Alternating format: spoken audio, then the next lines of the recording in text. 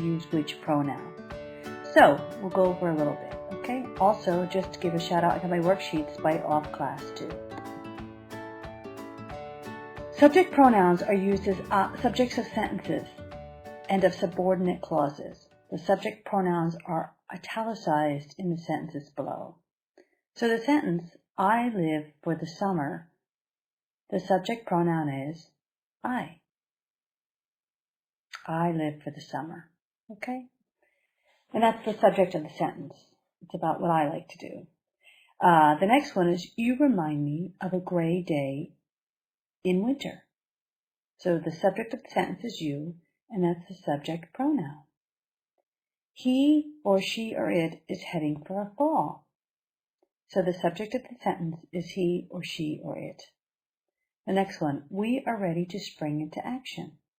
We is the subject of the sentence. We could be more than one person. We could be 2 people, 3 people, 4 people, but it's certainly not one. It is plural. All the others here are singular.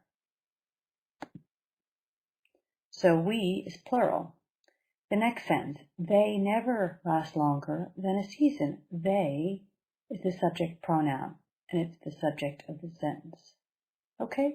So they, again, is more than one person. Could be 1, it could be 2, 3, 4, 5, etc. people. Okay? So we, he, they, and it. So if you see this first picture, which of the sentences here, the little captions, do you think belongs to it? I'll give you a few minutes to think. So let's give a few clues. There's more than one person. So it's not singular. So the 2 that are singular are he and it. It's plural. So the 2 that are plural are we and they.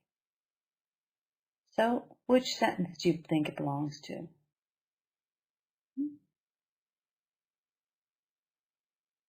It's this one. We are happy. A is we are happy. What about B? Is it plural or singular? Well, it's singular because there's one person. So the singular ones were he and it. Now, would you call this, could you tell if this is a male or female? Generally, I would say yes, you can, so that you give it a he as opposed to an it. And it would be an object.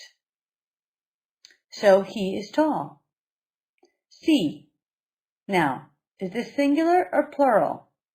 Singular means it's one person. Plural means it's more than one. So this one is more than one person. So it is plural, which is either we or they. Now, it could be either one. Okay? But if you look at the sentence, there's wine there. So they are drinking wine. A pronoun is a word you place the people's names with, or the object's name with. So you may not know any of their names, or you may know some of their names.